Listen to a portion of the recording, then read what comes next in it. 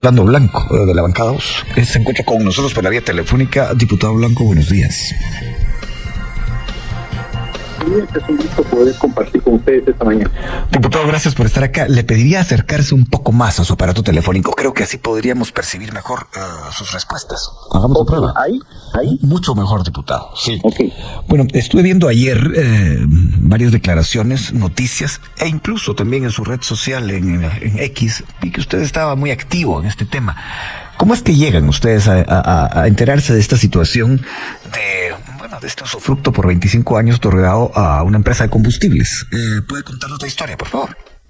Bien, hay que recordar que este usufructo está entre lo que se conoce como tramo correspondiente a lo que se conocía como autopista Palín-Escuintla, y estaba concesionado inicialmente a la empresa Marnus y luego cambió de denominación esta empresa y terminó la concesión con la empresa Siva. Ellos tenían el usufructo prácticamente de todo el tramo carretero y lugares aledaños que no fueran privados. Este es el caso del lugar donde se encuentra este predio.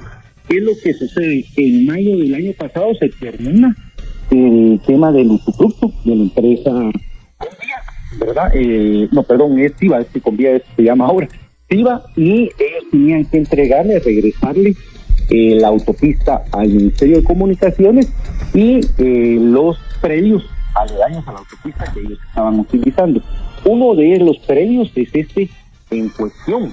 Nosotros, ¿qué identificamos ahí? Identificamos que las autoridades del Ministerio de Comunicación, básicamente el ministro de Comunicaciones, Javier Maldonado, ve en esta situación la posibilidad de hacer un negocio y plantea generar un usufructo por arrendamiento a una empresa y quedarse usufructuando ese predio que está estratégicamente ubicado al lado de esta autopista para instalar gasolineras e instalar comercios, ¿verdad? Localitos comerciales para los que transitan por este lugar. Diputado, lo interrumpo un momento. Usted dice que es un terreno aledaño a la vía, pero se hablaba de derecho de vía, entonces alguien podría confundirse, porque derecho de vía podría ser para otra cosa. Usted dice que es para instalar comercios, esa es la idea. Sí, la idea es apropiarse del instituto del terreno, es decir, que lo que se construya ahí, pues, beneficia a alguien en particular. En este caso, se le genera a una empresa privada, pero la empresa privada está compadre hablado con las autoridades del Ministerio de Comunicaciones para sacarle el jugo a este terreno durante 25 años. Ahora, según lo que ustedes han determinado, diputado, ¿dónde está el negocio? ¿Dónde está el dinero que alguien podría ganarse eventualmente o si ya se ganó? El negocio está en el hecho de que les dan por una cantidad irresistible, ¿verdad? Hay un tema de tarifas que no queda claro, ¿verdad? A esta empresa, un terreno enorme, ¿verdad? Y la empresa, sin más que pagar esa tarifa anualmente al Ministerio de Comunicaciones, pues se quedará con el usufructo por 25 años de todo ese terreno, ¿verdad? ¿Y usted sabe cuál es la cantidad que está estipulada en ese contrato y en ese usufructo? Las tarifas están, nosotros todavía las estamos analizando porque no se tiene con claridad el tema del monto del cobro y creemos que lo hicieron a propósito para que no se determine con claridad el mismo, pero le estoy diciendo que por un predio de esa naturaleza, el costo-beneficio para el Estado de Guatemala no asciende ni siquiera a los 25,000 quetzales anualmente, ¿verdad? Y todo lo que ellos construyan ahí, ¿verdad? Y el usufructo que le pueden sacar a todo lo que construyan ahí, pues para ellos será ganancia durante 25 años. Bueno, ¿y hay alguna manera, según lo que usted sabe, según lo que usted ha investigado, diputado, de declarar lesivo a ese negocio? Pues sí, se puede declarar lesivo por varias cosas. Primero porque se hizo anómalamente, de acuerdo a lo que nosotros hemos identificado, se utilizó una figura que al final de cuentas lo que se está haciendo es un fraude de ley. Se utilizó una figura jurídica para disfrazar un negocio, ¿verdad? Y entonces se podría, a través de una acusación directa de fraude de ley, parar este tema. Se podría declarar lesivo el negocio, se podría llegar a algún arreglo con la misma empresa para que la empresa decida prescindir del negocio y a partir de ahí pues que se quedara sin efecto. Esas son como las 3 vías que nosotros vemos en este momento, es decir, irse a la denuncia directamente en el caso de fraude de ley, irse al tema de declararlo lesivo por parte de las autoridades correspondientes, o llegar a alguna negociación con la empresa para que la empresa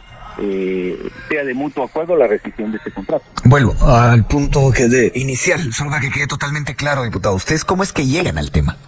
Bueno, nosotros llegamos al tema pidiendo la información correspondiente de los contratos que se elaboraron en el Ministerio de Comunicaciones durante los últimos meses. Nosotros, ustedes se dan cuenta, nosotros hemos venido denunciando que hubo una serie de pagos anómalos en los meses de entre febrero y mayo del año pasado, que fueron básicamente para financiar la campaña electoral. Ahí hablamos de alrededor de 4.500 millones de pesos que fueron pagados en el Ministerio de Comunicaciones, y luego en la ejecución presupuestaria del Ministerio de Comunicaciones, que va de octubre a diciembre del año pasado, y que incluso agarra una colita a los primeros días del mes de enero. Nosotros solicitamos la nómina de pagos, también solicitamos los contratos que se habían suscrito durante los últimos meses, porque fueron contratos de última hora, y no solo es esto, ¿verdad? Ahí está, por ejemplo, el contrato de Puente Belice, ¿verdad? Que son 1.785 millones comprometidos.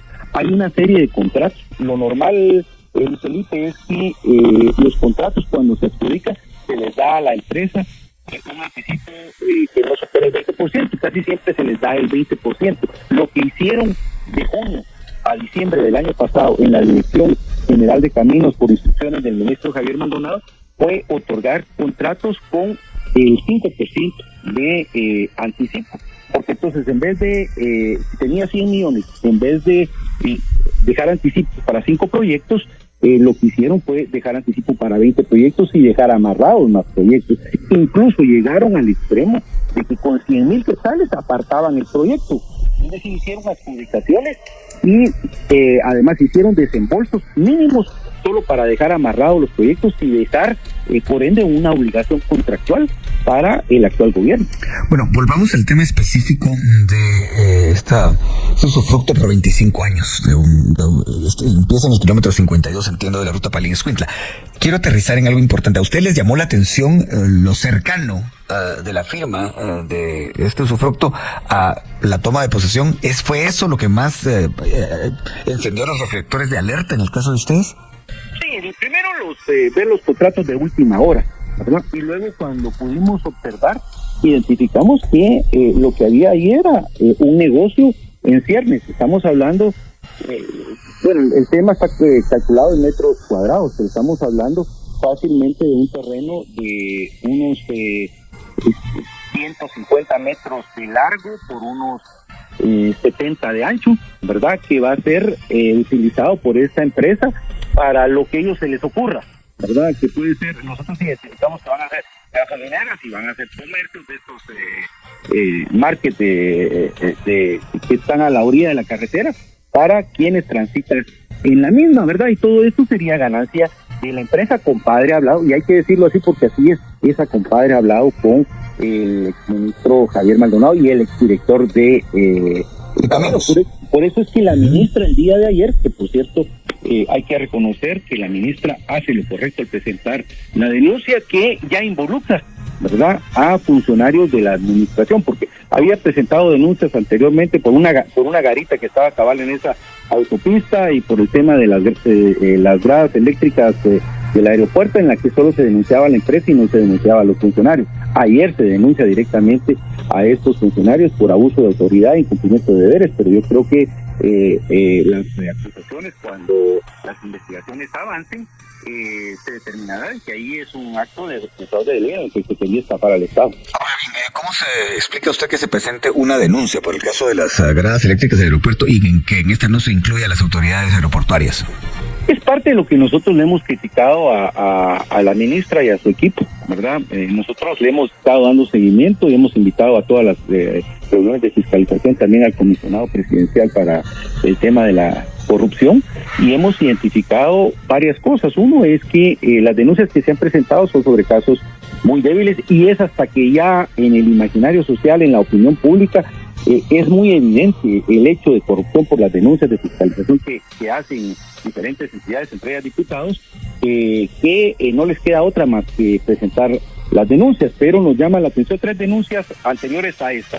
La de el Aeropuerto Internacional La Aurora con el tema de las gradas eléctricas, la de la garita que estaba en el retiro de la garita que estaba cabal en la autopista Palín-Escuintla, y lo de las escuelas, el remozamiento de escuelas que se hace la semana pasada, y hay una cuarta, lo del tema de las denuncias de Copavi que también hace. En este marco las denuncias básicamente llegan a las empresas y no a los funcionarios, que también tienen una responsabilidad directa, porque la corrupción es de 2 vías, es la del funcionario que se corrompe y la del privado que corrompe, y en este caso pues únicamente se quedó con el tema de las empresas.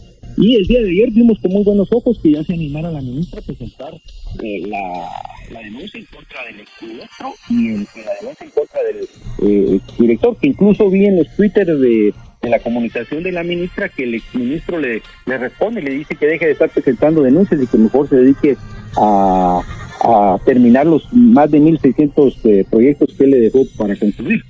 Nos parece que parte de lo que sucedió durante el gobierno de Alejandro Yamatei es que no solamente hubo una corrupción galopante, sino que además fue una corrupción a niveles de descaro pocas veces visto, porque se actuaba con tal impunidad pensando que nunca se iba a tener castigo por los hechos de corrupción que se cometían. Ya estamos conversando acerca de una nota que llamó la atención, en realidad hace varios días, pero es una denuncia contra 2 exfuncionarios del Ministerio de Comunicaciones e Infraestructura y Vivienda por el usufructo construido por 25 años de un terreno a partir del kilómetro 52 de la ruta Palín-Escuintla a una empresa. Esto sucedió un par de días antes de que ocurriera la toma de posesión, y de eso estamos conversando con el diputado Orlando Blanco de la bancada Voz, que ayer fue muy activo en darle, digamos, forma a esta denuncia.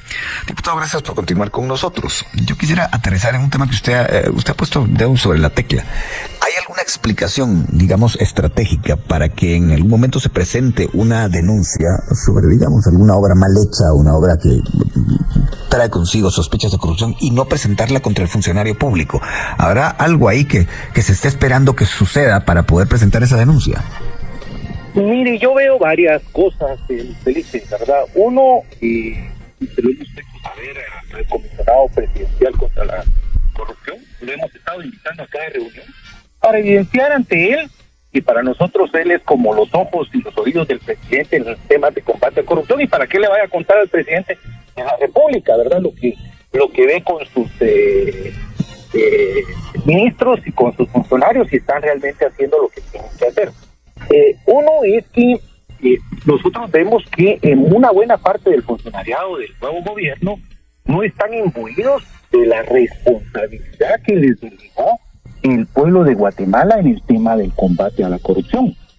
Y si por algo fue electo Bernardo Arévalo, fue porque se vio que él podía combatir el tema de la corrupción. Y en el imaginario social lo que se espera son acciones que no dejen en impunidad toda la corrupción que se dio durante los 2 últimos gobiernos. Pero al ser un funcionario, muchos invitados por parte del nuevo gobierno, no vemos que tengan como esa mística de saber y compenetrarse en el que el combate a la corrupción, empezando por limpiar la casa, empezando por limpiar las instituciones que ellos tienen ahora a cargo, se ejecute. Y entonces vemos una actitud, en primer lugar, pasiva, en otra una actitud un poco timorata, ¿verdad? Es decir, vemos que tienen algún temor de presentar denuncias contra los funcionarios. Creemos que esto es producto de toda la persecución política y judicialización que se dio del ejercicio público en los últimos años, y eso también tiene atemorizado a una parte del nuevo funcionariado en no quererse meter a tingas, como decimos los guatemaltecos, en el sentido de presentar denuncias ya que se tipifiquen responsabilidades personales individuales de los funcionarios del gobierno anterior. Y esto pues ha dado como consecuencia que veamos prácticamente una ausencia de denuncias en contra de estos funcionarios, cuando prácticamente en toda la institucionalidad del Ejecutivo hubo una serie de actos de corrupción que ya a estas alturas debieron haber sido denunciados por el nuevo gobierno y sus funcionarios. Ahora bien, diputado, hay quienes argumentan que la corrupción se hacía con tal desparpajo por la certeza del no castigo que incurrían en errores, o sea, errores obvios. Pero hay otros que creen que se perfeccionó tanto que juntar, digamos, todos los hilos y hacer la puntada final no es del todo fácil para plantear una denuncia. ¿Con qué se queda usted? Yo me quedo con la primera, ¿verdad? Yo me quedo con el sentido de que fueron muy torpes hasta para robar y fueron muy descarados, ¿verdad? Que cometieron muchos errores. ¿Qué otro ejemplo pondría usted, por ejemplo? Valga la redundancia. ¿Qué otro ejemplo pondría usted? Mire, por ejemplo, ¿verdad? Lo que sucede... Hablo de torpeza. Sí, la torpeza, por ejemplo, es asignar un contrato por un monto mayor de él que estaba autorizado en un decreto ley por parte del Congreso de la República.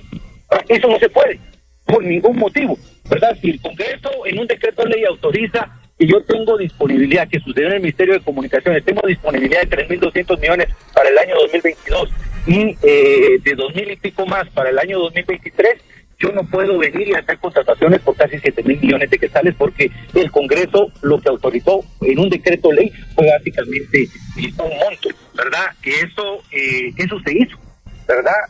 Creo que la torpeza fue extrema que lo llevó a cometer esos errores. Ahora, la torpeza fue extrema porque había mucha confianza de que había mucha impunidad porque la institucionalidad contralora de la ejecución del gasto público no funcionaba, o funcionaba a favor de ellos. Aquí hablo del papel de las investigaciones penales, hablo del papel de la Contraloría, hablo del papel de PGN, hablo del papel de la PDH y del mismo Congreso de la República. Entonces, había un manto de impunidad que les hizo confiarse a tal extremo que cometieron muchas torpezas, muchas ilegalidades, y que hoy es fácil. Mire, de verdad, cualquier ministro, viceministro o secretario de Estado la tiene facilísima, ¿verdad? Porque los actos de corrupción no solo fueron tan evidentes, sino también fueron estructurados tan descaradamente y tan torpemente que es fácil plantearse la renuncia. Aquí lo que se necesita es la voluntad política del nuevo funcionariado de presentar las denuncias, identificando las responsabilidades de quienes ejercieron el cargo público para el tema de la corrupción. Nos queda muy poco tiempo, diputado. Tengo dos preguntas para usted. La primera es esta. Usted dice que puede haber algún temor de alguna, entiendo, represalia judicial, algún tipo de sicariato por presentar denuncias, pero digamos los ministros gozan del derecho de antejuicio. Usted dice que este temor podría pasar por otro tipo de funcionarios que no, digamos, que podrían ser objeto de esas persecuciones y que no tienen derecho a inmunidad. Yo creo que parte del tema es que se creó una psicosis en el ente político, ¿verdad? En la política guatemalteca, por el grado de concentración de poder que tuvo el gobierno anterior, que tenía tentáculos prácticamente en los diferentes organismos del Estado y en la institucionalidad contralora, ¿verdad? Y garante del Estado de Derecho. Entonces, eso generó una percepción de mucha gente que podía ser objeto de algún tipo de represalia. Pero y esto yo lo amarro con el tema de la actitud timorata de parte de muchos funcionarios del nuevo gobierno y de la falta de compenetración del papel histórico que la sociedad les delegó a través del voto. Es que eso es lo que uno no ve en muchos funcionarios, ¿verdad? Nuevos. No ven que realmente estén imbuidos en el tema de que la gente confió en el nuevo gobierno para que combatiera la corrupción. Eso uno no lo ve, no lo siente en los nuevos funcionarios, y eso se replica en una falta de acción en el tema de denuncias en contra de los actos de corrupción de la administración anterior. Diputado Blanco, me queda un minuto y hay un tema que se sale de lo que estamos conversando, pero que yo quisiera saber en qué terminó durante la aprobación de la ley de tarjetas de crédito. Un incidente en el que usted se había involucrado con la expresidenta del Congreso, Shirley Rivera. Se señaló de que usted se había burlado de ella. ¿En qué paró eso, digamos? ¿En qué va? Bueno, en dos cosas, ¿verdad? Ella, bueno, primero se hizo la denuncia en el Pleno y entonces la Junta Directiva tiene que nombrar o armar un mecanismo en el que se me dé la posibilidad de un debido proceso de escuchar mi versión del tema, ¿verdad? Estoy a la espera de ser convocado por la Junta Directiva para dar mi justificación correspondiente. Y por otro lado, la diputada presentó también, tengo entendido, una denuncia ante el Ministerio Público y esa lleva el curso correspondiente. Yo ya me apersoné a la Fiscalía a través de una representación legal y estoy a la espera de ver cuál será el actuar de la Fiscalía correspondiente. ¿Se burló o no se burló usted de la diputada? No, mire, primero no hay ni siquiera personificación. Yo creo que lo que hubo ahí fue un aprovechamiento político, ¿verdad?, de una circunstancia para tratar, ¿verdad?, de separar el tema de las denuncias. Hay que recordar que días previos nosotros habíamos denunciado el tema de la sobrecontratación de plazas en el Congreso de la República, y eso tiene unas responsabilidades directas, que por cierto la actual Junta Directiva del Congreso también no ha concluido con el proceso de investigación, y espero yo de que haya denuncias por el incremento de hubo abusivo de plazas en la legislatura anterior. Bueno, tengo más preguntas, pero no más tiempo. Diputado Blanco, gracias por haber atendido esta llamada de Emisoras Unidas. Tendremos que ir a la pausa y darle seguimiento al tema. Y bien, hasta acá el video de hoy. Recuerden que ustedes tienen la última opinión que pueden dejar acá abajo en la cajita de comentarios. Dicho esto, nos vemos hasta el siguiente video. Adiós.